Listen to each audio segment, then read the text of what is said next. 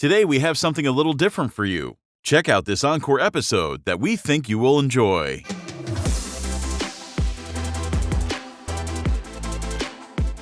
People only get to know your persona and are attracted to that. Your persona is not you. It's just a part of you. Welcome to the Masculine Psychology Podcast, where we answer key questions in dating, relationships, success, and fulfillment, and explore the psychology of masculinity. Now, here's your host, world-renowned therapist and life coach, David Tian. Welcome to the Masculine Psychology Podcast. I'm David Tian, your host. In this episode, we continue our sequence on neediness by getting into how to overcome your neediness, how men can overcome their neediness with women. In the last episode, we took a little detour into the psychology of Thor, Love, and Thunder. And the two episodes before that, we were looking at neediness and how neediness is the one thing, the one factor, the one metric that you need to track, and the only one that you need to track if you're looking to become more attractive to women, and more importantly, if you want to find lasting happiness, love, and fulfillment in life. I say more importantly because it's obviously more important, but most guys, instead of aiming for the thing that they're hoping having more women be attracted to them will get them, which is self-esteem, a feeling of significance or worthiness, not just the sexual pleasure. Because let's be honest, if you're over 25, there are ways of getting sexual pleasure just on its own, no strings attached, without all the yuckiness or ickiness or the attachments of feelings to a woman that you were really just going to for sexual gratification and for her physical attractiveness. I don't make this podcast or any of my courses just to help guys get free sex. So if you're listening to this right now, you're probably hoping to get into a relationship or at least to find meaningful emotional connections with women. And as a result, what you're hoping to find or create as a result of that is a feeling or this emotion in you of connection, of significance, worthiness, love, of happiness, fulfillment, and joy. And when it comes to your relationship with women or with a woman, add on top of that passion and pleasure and adventure and romance and sexual desire too. And all of that pleasure on top of the happiness and fulfillment and joy and connection and love. And for those guys who are insecure, of course, the guys who are needy, on top of that, certainty and security, the lack of which has caused the red pill movement or move towards red pill. The fear that she will cheat on you or that she can't be trusted. And hence, a big part of what these guys are also looking for and hoping for, but have given up on, is being able to feel that emotional satisfaction of certainty, of security in a relationship. But they don't have that. And instead, they have fear and insecurity. And as a result of acting on their fear, they end up making poor decisions. And they guarantee their lasting unhappiness and a life lived with a background anxiety, always trying to out-achieve their nagging insecurities, that nagging anxiety that they're not good enough just in who they are.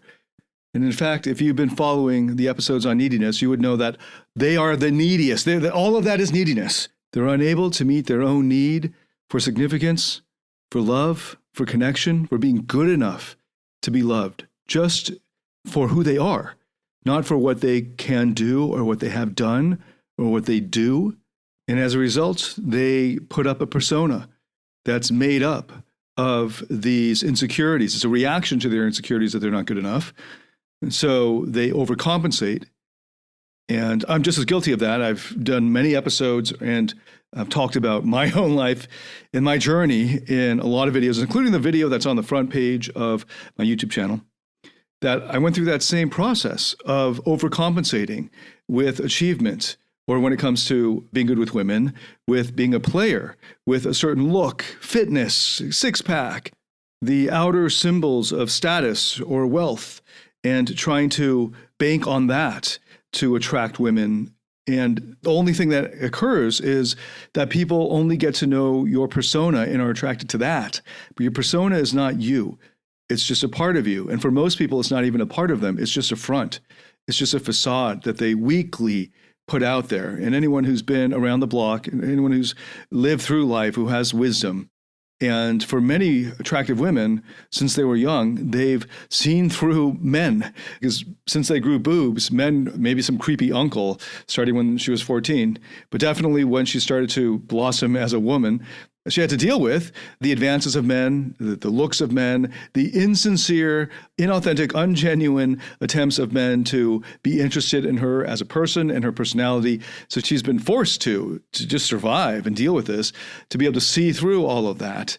And if you are a good person inside, it might just be that the women think that your coping strategy of putting out this player persona is kind of cute and endearing in a way because it shows that you're insecure and you don't even know that. I know that that was the case for me. In many cases, they saw right through me and I thought they were reacting to my player persona and skills and all that. And I find out only later is they saw right through all of that. But luckily, they saw into that I had a good heart and I was well-meaning, and it was a little endearing because of how I was overcompensating in this way because of my own insecurity.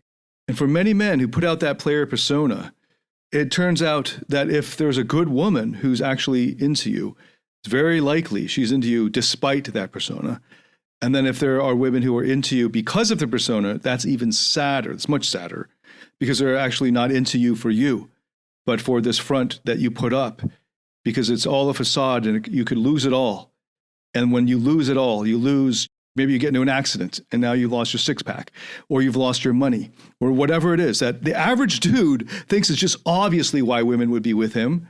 Right? This is the average young guy, young 20s, 30s, 40s, whatever, who thinks, of course, every guy gets a woman through that. And that's sad as fuck, because that guy is already guaranteed. He can't even get it. But even if he were to get it, being a relationship with a woman, he's already banking on her liking him just because he's got money and can pay the bills. But that's not love right there. That's like an unwritten contract. That's like just a transaction. And if the bargain is good for her, economically speaking, she'd enter it. That's not love. That's not real intimacy. She's not really there for you as a person. When the going gets hard, she's bailing. And this is the reality of a lot of guys because they set it up that way. This is what they expect, and that's all that they ask for. But it doesn't have to be that way. And if you're a player putting out a persona, you can actually get real. And maybe you'll find that the woman that has deigned to be with you, who's a good woman, assuming she's a good woman. I know a lot of guys who front with their player persona actually hate the women that they're with or disrespect them or look down on them. But assuming that you've got a good woman who is in a relationship with you, and you drop the front, the persona, the facade, and get real, you'll see that she also has a persona and has been putting that out of her own insecurity. And maybe finally the two of you can get real. And then something real can come out of that. Or you will quickly discover that those women and your guy friends are not really your friends. They're not really there for you as you, but for what you can get them or what you can do for them, what value you can bring them. They're parasitic on your values. They're sucking you for your value. And it's better to know that as soon as you can. And then when you don't settle, when you stop settling for that and you get real, you'll finally be able to make real connection with real people, men and women in your life. And your life will take on a whole new level of experience and meaning. This comes from focusing on the one thing, not on the results of back in the pickup days. It was like your close rates or something like that. Like how many girls did you make out with, have sex with, get numbers from, whatever, the closing rates. But instead, focusing on how well are you meeting your own emotional and psychological needs. Another way to cash out neediness is, borrowing from Mark Manson's definition, is, how did he put it?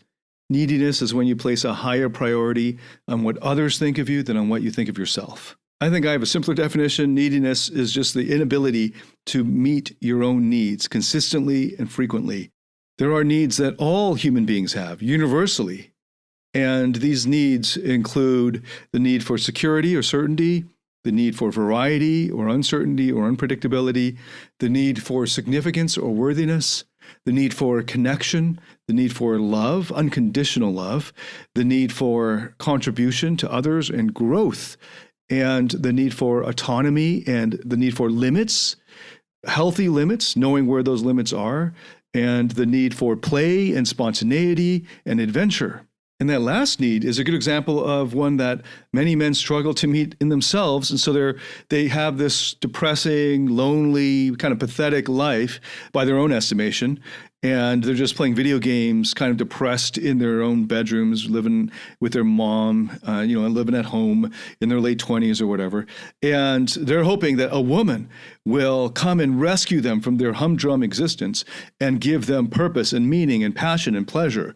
And that's why they're needy. If that's you, if that describes you, that's needy. That whole lifestyle is neediness and conditioning your neediness. And as a result, you're unattractive, because what we've established in terms of neediness and attraction, I devoted an entire episode as to why that's the case. And drawing from evolutionary psychology, this is from episode 54. And the starting point being, borrowing again from Mark Manson because he puts it so well, your attractiveness as a man is inversely proportional to your neediness. So the needier you are, the less attractive you are. And the less needy you are, the more attractive you are. And then in episode 55, the next episode, I went into the pervasiveness of neediness. When you're needy, in other words, you're not able to meet your own emotional needs in yourself consistently and frequently. When you're needy, it's leaking through your subcommunications, your facial expressions, your microexpressions, your tone of voice, your body posture, your body language, the way you move, and how you stand, and where your eyes are, and your eye contact in general, but also what you're looking at. And in social settings, it can manifest as this kind of fidgety way of being, or this basic social awkwardness.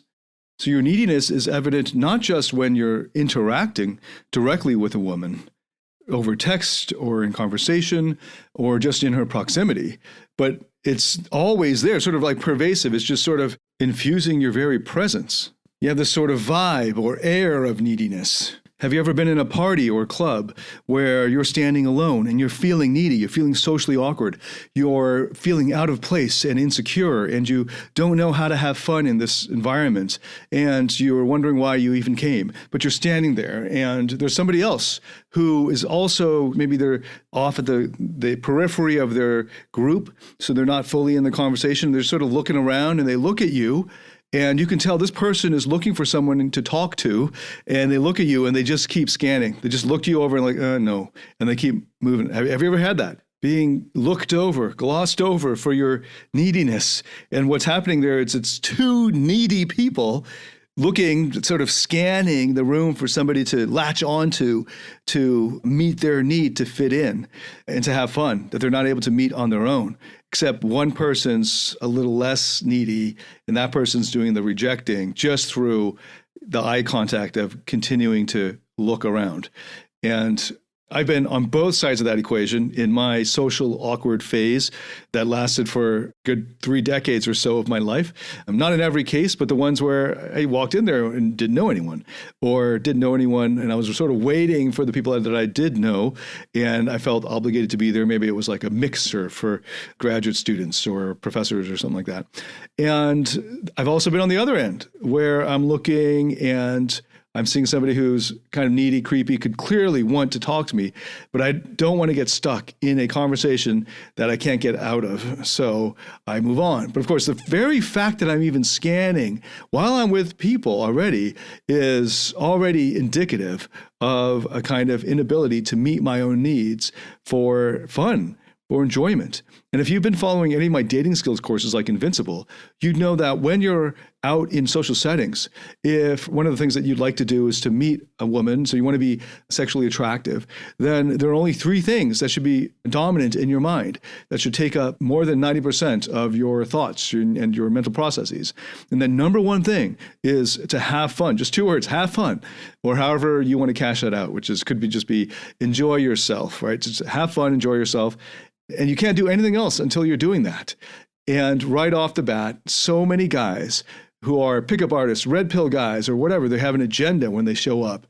They're already not having fun. Now, if you have fun and you have in the back of your mind this agenda of meeting new people or meeting new women, that's great. You can move on to step 2. Step 1 is have fun. Step 2 is make others have fun or help others have fun. Then step 3 is make connections and see if people meet your standards. And they're in that order. So if you're not doing step 1, have fun, you can't go on to do a good job and have it come naturally and effortlessly and for it to be actually effective in meeting people unless you're having fun yourself, because what that does is it guarantees, at least in that moment, that you're able to meet your own need that everyone else in that party or in that social setting is trying to meet. They're trying to meet their need for having fun as well. That's the main reason they're there. It's a social setting. So you've got to be able to meet that need in yourself and not require other people to meet that. But the needy guy is not only needy in that setting, of course he is needy in that setting, but also globally in his life. As I was pointing out, the sort of lifestyle of having a kind of crappy life and lifestyle and waiting for a woman to fulfill you, to bring you the joy and adventure, just like the manic pixie dream girl, which is a trope in cinema studies and in movies, many movies like 500 Days of Summer or Eternal Sunshine of the Spotless Mind, two classic movies, especially if you've just had a breakup. Those are good ones to commiserate with. But part of what's happening there is the writers are writing women in a self-conscious way, so it seems self-aware, which is why those two movies are a little special in that sense. They're self-aware that the female lead for much of the movie is seen from the man's point of view, and that from the man's point of view, she doesn't really exist as a human being, but as a role. The role being the savior of his shitty life or his boring, crappy, depressing life, and she brings the color to his life. But he doesn't really see her. I've done a whole other episode on this. It was one of the Man Up episodes on the Manic Fairy Dream Girl. You can Google it, David Tian, Manic Fairy Dream Girl. I'm sure you'll find it. And it's a variation of the nice guy fixer who's trying to fix a woman who has flaws. But the reason he latched onto her is because she brings the color. She meets his needs that he's not able to meet for himself, of adventure and pleasure and happiness and spontaneity and happy-go-luckiness and easygoingness and fun. He's not able to do that himself for a variety of reasons from childhood. And as a result, he's unconsciously looking for a woman to do that for him. Unfortunately, that's a huge turnoff for her eventually because, or maybe right away for the more self-aware women, because he's needy, and that therefore is a turnoff to her automatically. But it's also that he's parasitic on her. And he's not seeing her, he's dehumanizing. He's not seeing her. I mean, this is a different kind of objectification, using her as an object to meet his needs and not being with her as an end in itself, but as a means to meet his needs. Now, as soon as I say that, if you're using women as a means to meet your own need, you're already objectifying them, and the self-aware women will be turned off by this, unless she's just as lost and needy as you are, and you're equally emotionally needy, so you latch onto each other, and then you have a relationship. This is how needy men get into relationships. They get into relationships with needy women who are complementarily needy, but in different ways. It's like the fixer, nice guy, achiever, and the manic fairy dream girl. They're sort of opposites on the outside, but on the inside, they're both empty and trying to get their needs met from the other. And as a result, this relationship is sabotaged right from the beginning, but they don't notice it because now they're in a relationship because they have matching neuroses. They're able to meet each other's needs and have this false chemistry. A good example of these matching neuroses type of relationships that will fall apart in the end, often in spectacularly fiery ways, is pretty much every relationship that any accomplished pickup artist has ever gotten into after learning pickup. It just blows up in a really dramatic way. That's because they're just using each other, often unconsciously, to get their own needs met. That's not a relationship of unconditional love. And I know for most guys, it boggles their mind that they don't even know that it's possible to have a relationship that you go to, not to get your needs met, but because you have all of your own needs, you're able to meet all of your own needs. And as a result, you're able to see clearly. And because you're able to meet your own needs, you're not going to her with your umbilical cord out, so to speak, and asking her to meet your needs, to give you those emotional nutrients. But instead, you have an abundance of love and connection in your life and significance, and you freely give it to her, and she freely adds to your already abundant store of emotional needs, and now you're able to be secondary providers of these emotional needs for the other. But you're not the primary provider, because the primary provider is you yourself for your own needs, and that is the basis, it's the requirement for a successful, long-term, intimate relationship of passion and love.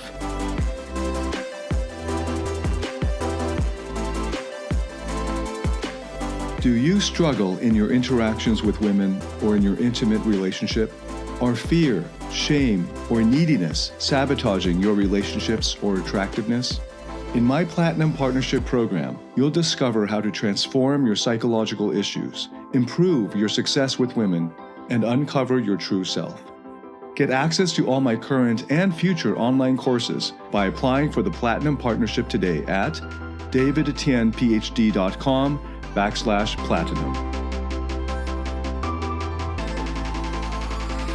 Now, that was the first set of bullet points I had for this episode. And the main point of this episode was to give you the 7 steps to meet your own needs, the 7 steps of the therapeutic process, the core 7 steps. But I guess, I don't know if I'll keep all that I just covered in there. I think I probably will. Let me know if you like that or if you thought that was too long of a intro. But let me give you the 7 steps. And the 7 steps are experiential. That is, it's not enough to just know them intellectually. You actually have to experience them. And that's the case for almost everything that's important in life. You have to do it yourself. You'll have to apply it, follow through, implement it in order to see the results. And someone else can't do it for you. It's sort of like working out. No one can work out I suppose I'm still waiting for this to become a reality. If you could just lie there and someone works you out and you get all the muscles and everything. Theoretically, this should be possible, but I haven't seen this in reality. And then that person will have to, whatever the system is, the computer or whatever, will have to keep doing that for the rest of your life. And that's quite onerous. Or you can learn how to enjoy the process. And then the process itself will be the enjoyment. And then you don't need to worry about just doing it for the result. And that's ideally how you approach the therapeutic process as well. Okay, so here are the 7 steps. The first step is to discover your protective parts.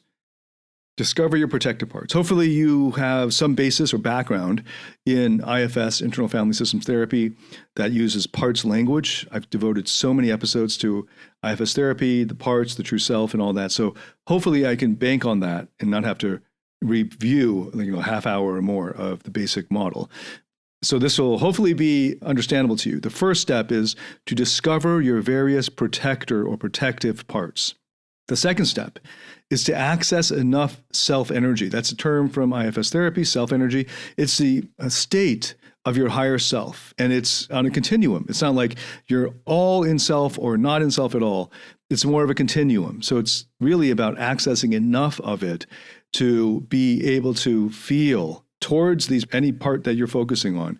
You feel one or more of the 8 C's qualities. And again, this is for the geeks out there. This is not comprehensive list. It's not only these 8, and it's just an easy way to remember these different qualities. It's just an heuristic.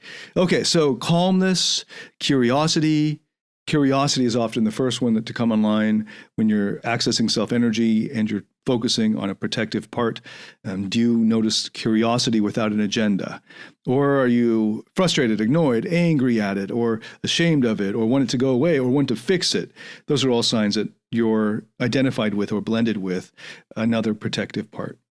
But you'll know when you're accessing self-energy, when you feel this curiosity toward it, or calmness, or clarity, or compassion, or creativity, or connectedness, and especially when you feel confident and you feel courageous. One of the biggest signs that you're still blended to some degree with a protective part is when you feel the same fear as your target part. It's the part you're focused on. And a hallmark of the higher self is confidence and courage. So if you can access those, as many of those qualities as you can, well, the more of them that you can access and the more intensely you can access those qualities while being with a protective part, the more that you have fulfilled step 2, which is to access enough self-energy. But even if you just access curiosity and you feel curious without an agenda toward this part, you just want to learn more about it, not to fix it, but just to get to know it better, then you can proceed to step 3. So step 1, discover your protective parts. Step 2 is to access enough self-energy that you can be with the protective parts without an agenda. And then step 3 is to befriend and understand your protective parts one by one. So focusing on them one at a time. And then these 3 steps, discover, and actually the first 2 steps, discover and access, depending on where you're starting out on this journey, could take months. For some people, it could take years before you are safely able to move on to step 3.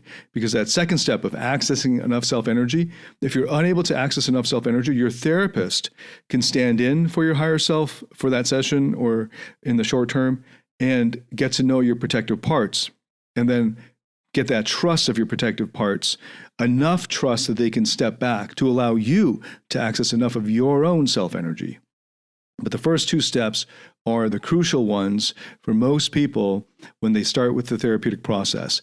The tendency or temptation is just to rush through it and think you're further along and then go to the unburdening steps before you've accessed enough self-energy. And that's often from a protective part or a manager part that wants to be fixed so that you can go pick up chicks. So just to reiterate, this therapeutic process is not a way to pick up chicks.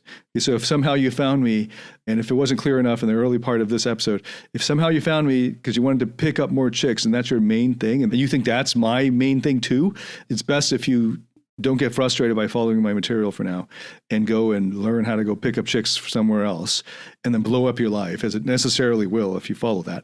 And then come back to this. It'll make, what I'm sharing here will make a lot more sense. All right, so I'm trying to help men become more attractive. That doesn't mean picking up chicks through cold approaches and stuff like that, but being naturally attractive enough that you can relatively effortlessly meet a great match for you, the right woman for you. Okay, so the first step is to discover your protective parts. The second step is to access enough self-energy to proceed without an agenda. The third step is to befriend and understand your protective parts, including their fears, how they got to be that way, what their coping strategies are, how they see their own roles in your life or in your system, how they see their job, what they're trying to do for you, what their positive and what their intention is. And you'll know that you understand them when you can see the positive intention. And that's step 3, befriend and understand your protective parts. Step 4 is trust, to build a trusting relationship with your protective part. So this is super important, and another one that guys generally just skip over. And these are all necessary steps, necessary. So this 4th step of building trust, this takes time. So in between sessions, many people just do weekly sessions with a therapist. Some even do every other week. I recommend that you only do every other week once you have done 10 weekly, 20 weekly sessions so that you have already learned how to build this consistency, because that's what trust is, right? Like, so a part of you has not met your higher self or doesn't trust your higher self enough to relax back and step back. So what you need to do there is when the first time this part meets your higher self, it's the first time they're meeting, and they need a relationship in order for that trust to happen. Trust is built over time. So in between sessions, you're supposed to do check-ins. You check in with this part, and throughout the day, if the part needs to get your attention and you ignore it, then you're actually building an untrusting, you're doing the opposite of building a trusting relationship. You're establishing a relationship where the part can't trust you.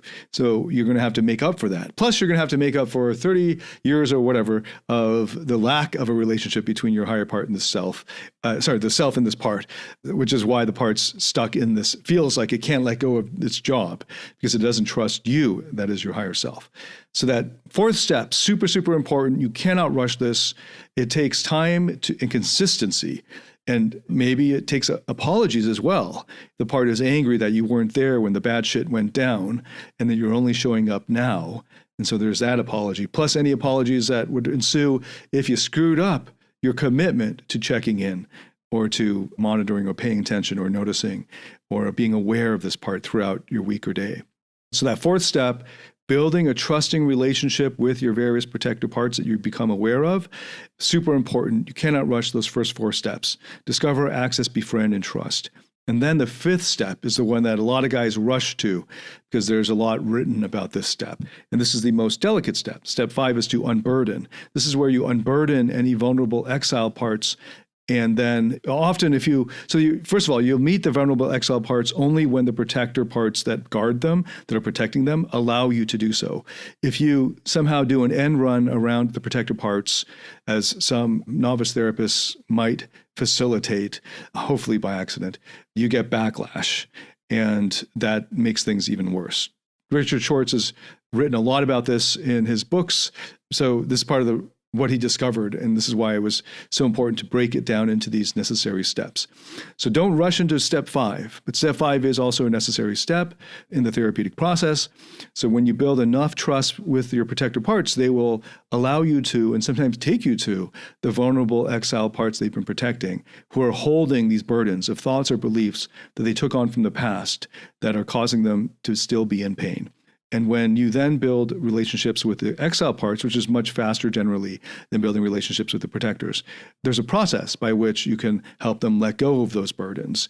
And often when the vulnerable exile parts let go of their burdens, the protectors that were protecting them naturally also relax and release their burdens. But sometimes they don't. Sometimes the protector parts have their own burdens. So then you can help them go through this process of unburdening for them as well. So that's step 5, the unburdening. Then step 6, super important. Even some therapists skip this. The first few months of my therapy life, I kind of rushed this one as well. Luckily, many years ago, I learned not to. And that is step 6 is integrate. This is where you integrate any newly unburdened parts into the new roles in your system. Every time a part gets unburdened, there's going to be a big shift. And especially depending on how big the burden was, there's going to be a shift in your internal system. And that might mean sleepless nights for a little while. That might mean more crying. This is beautiful. This is a beautiful thing when you can be there for the parts that are sad and you can feel that with them. I'm not in a kind of hopeless or despairing way because you don't understand or can't make sense of the thing that's so sad, but sadness can now become a really beautiful feeling and a very pleasurable one. And I know for many guys, they can't even imagine that. So here in step 6, you're integrating the newly unburdened parts into your system in their new roles, in healthier roles that they enjoy. So that's integrate, and that's step 6. Step 7 is to train. I use that word instead of do it again or practice. Train is a good word because it implies that every time you do it, you get better at it, but also that you're supposed to keep coming back to it. So step 7 is to train, and what you're training is consistent access to more of your higher self. So each time you go through the first 6 steps of the process, really even just the first 2 steps, you should be able to access more and more self-energy over time so that you can access more of those 8C's qualities over time. And over the years that you do this, the months and years that you do this, the process should be easier and quicker. Often you'll discover more challenging burdens that arise or more challenging parts that are stuck in their ways and in their pain. So the challenge will rise with your own maturity, but you will have a greater facility with it. And it's part of the training of it. And then step 8, so 2 bonus steps. Step 8 is to repeat steps 1 to 7. And then there's actually a bonus step 9, which I hope to cover in another episode. But the therapeutic process is those 7 steps. And again, just to recap, step 1, discover. I'll give you just the first word so it's easier to remember. And then you can go over this episode again to recap. But the first, I'll just do the first word. So this first step is to discover. The second step is access. Third step is befriend. 4th step is trust. 5th step is unburden. 6th step is integrate. And the 7th step is to train. Okay, so those are the 7 steps to go out to get to them, but hopefully you can see the bigger picture of how the therapeutic process works. And remember, this is an experiential process, so just knowing the steps intellectually obviously won't do it, but it's important to give you the roadmap so you know what's coming up and what to expect so that you can buy into it yourself and experience it yourself. And this brings us to the conclusion of our brief mini-series on neediness. Thanks so much for listening. If you have any feedback whatsoever, I'd love to hear from you. You can comment wherever you're seeing this. Also, please share this with anyone that you think would benefit from it. Thank you so much. I look forward to welcoming you to the next episode. I'll see you then. David Tian, signing out.